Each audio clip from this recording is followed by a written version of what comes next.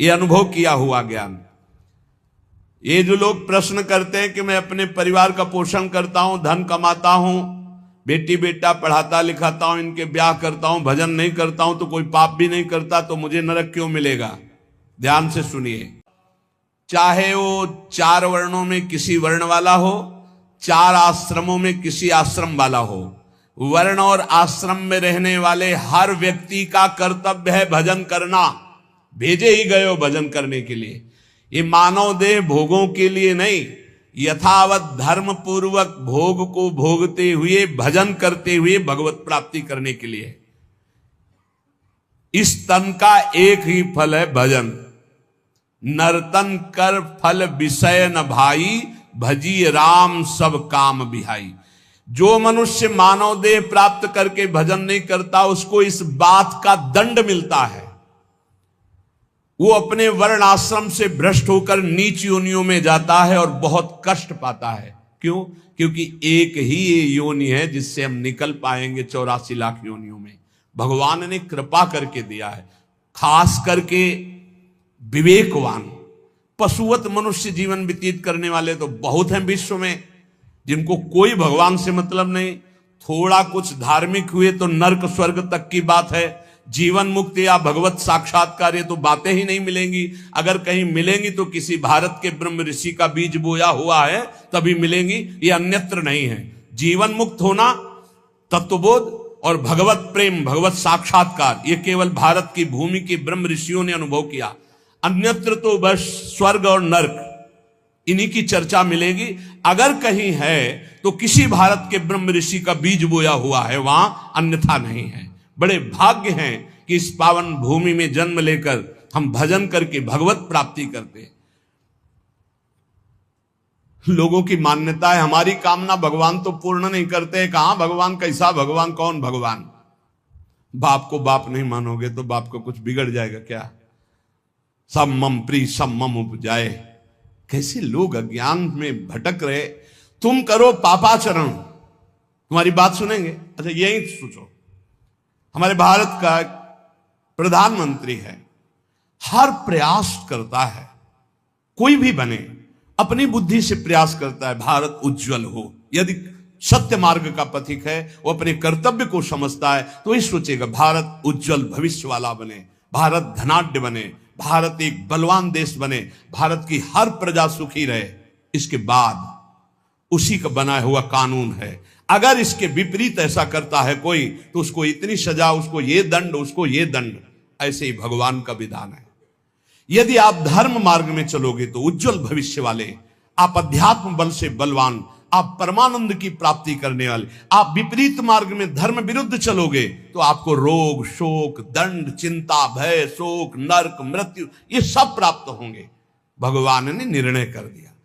अगर अब आप साबित हो चुके हो महापापी हो और आप राष्ट्रपति को प्रार्थना करें कि मेरी फांसी टाल दी जाए और उनकी मौत हो जाए, तो न्यायाधीश के द्वारा पास किया हुआ आपका फांसी का मृत्यु दंड भी टाल दिया जाएगा। ऐसे ही भगवान कह रहे सर्वधर्मान परित्यज्य, रास्ता बता रहे मामेकम शरणम ब्रज अहम त्वाम सर्व पापेभ्यो मोक्षयिष्यामि मा शुचा। ए भगवान ये पूर्ण कर दो। क्या किया तुमने भगवान के लिए? भगवान ने तुम्हें मानव देह दिया, भगवान ने प्रकृति दी, भगवान ने सब कुछ व्यवस्था की। तुम केवल पापाचरण करो, भगवान तुम्हारी नौकरी करे।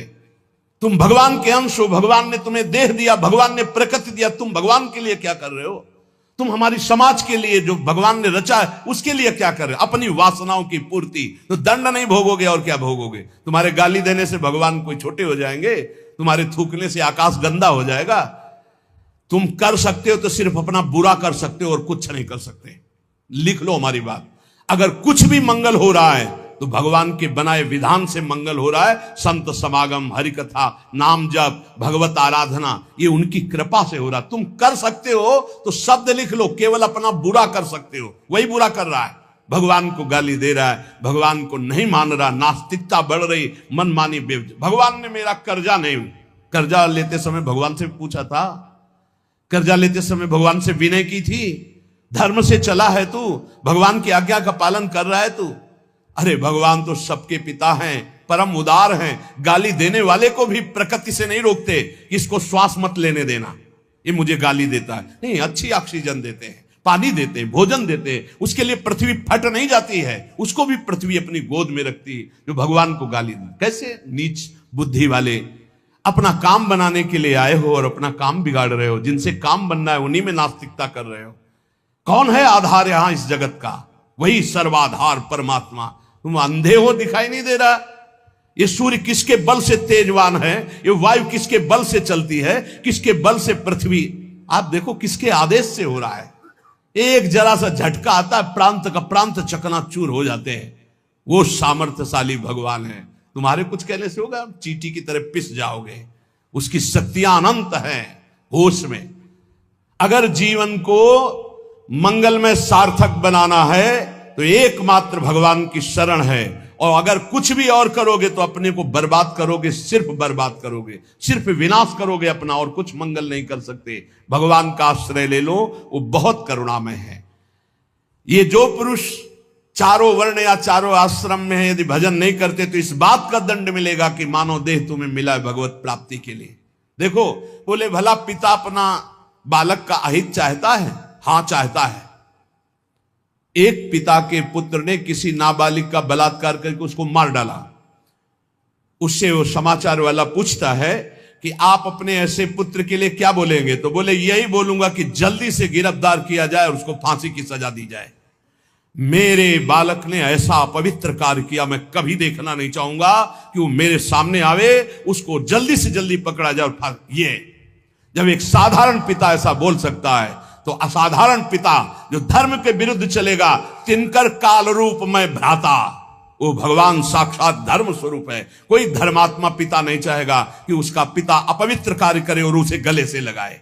फिर भी मेरे भगवान कह रहे हैं, अहम तो हम सर्वपापेभ्यो मोक्षयिष्यामि मा शुचा अपि चेत सुदुराचारो भजते माम अनन्य भाग। महादुराचारी भी हो तो आ जाए कह के कि प्रभु मैं आपका हूं, आपके सिवा कोई मुझे नहीं बचा सकता, तो मैं तुम्हें साधु सम्मंतव्य सम्यक व्यवसिता हिस्सा, मैं तुम्हें साधु बनाऊं। फिर भी भगवान को कैसे शब्दों से बोलते? कोई भगवान नहीं।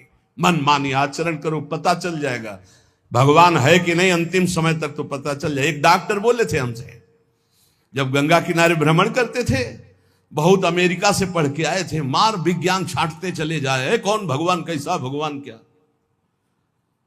अब गंगा किनारे तो एक अलग रहनी थी, उदासीन ना बोलना किसी से। तो उनसे कहा नहीं, ऐसा अपमान मत करो, भगवान अब कैसे हम तुम्हें छाती चीर के दिखावें कि हैं हम ऐसे जी रहे हैं, ये साधु महात्मा ऐसे जी रहे हैं, केवल हवा में जी रहे हैं, नर्क स्वर्ग की चाह नहीं। लेकिन छाती से कहता हूं, हृदय से कहता हूं, त्रुटि हमारी, करुणा उनकी।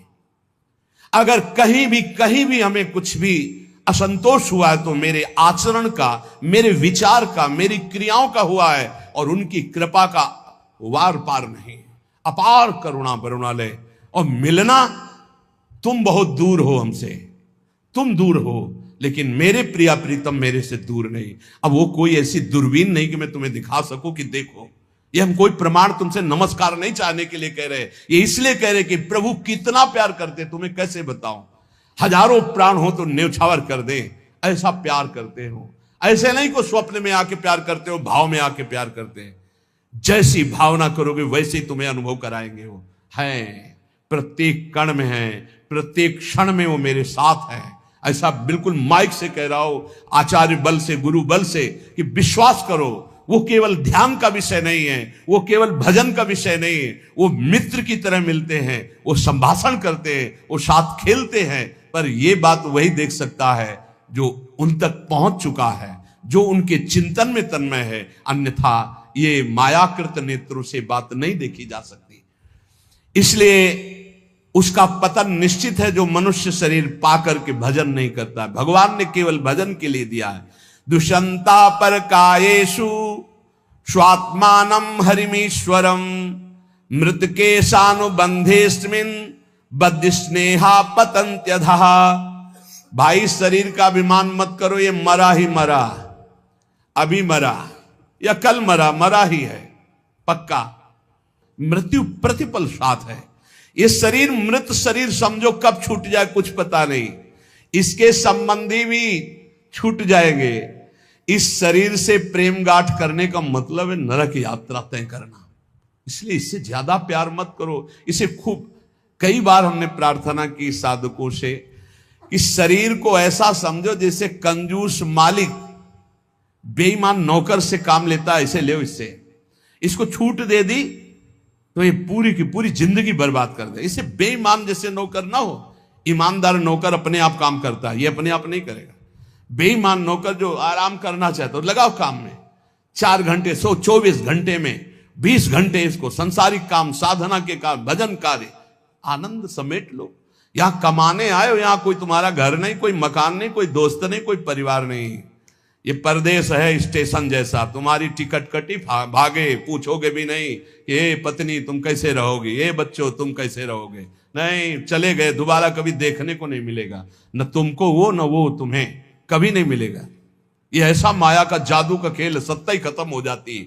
इसलिए हे भाई, इस शरीर में रहने वाले अपने स्वरूप को जान लो और किसी से भी द्रोह मत करो।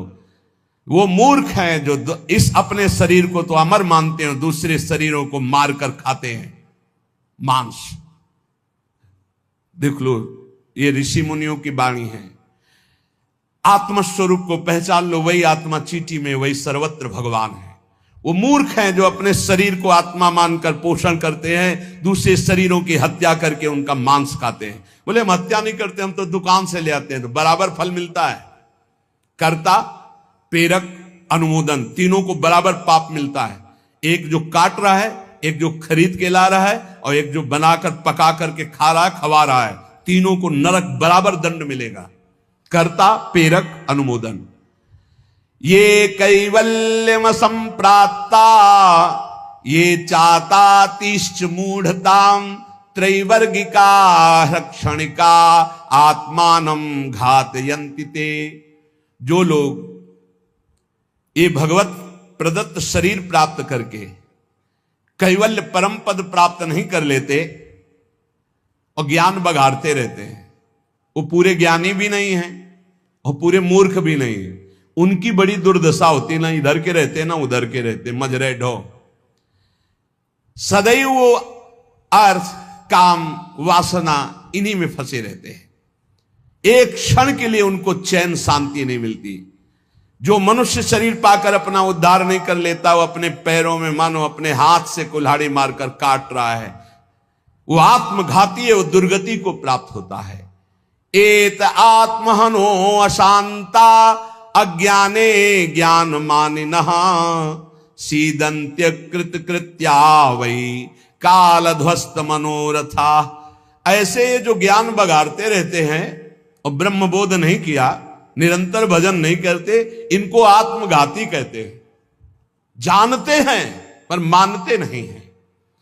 ये इन आत्मघातियों को कभी शांति प्राप्त नहीं होती, इनकी कर्म परंपरा कभी नष्ट नहीं होती। काल भगवान सदा सर्वदा इनके मनोरथों पर पानी फेरते रहते, हृदय की जलन विषाद कभी मिटने को नहीं होती। इसलिए हित्वात्यायास रचिता गृहापत्य सुहृत्श्रिया तमो विशंत्य निच्छन्तो वासुदेव परांगमुखा।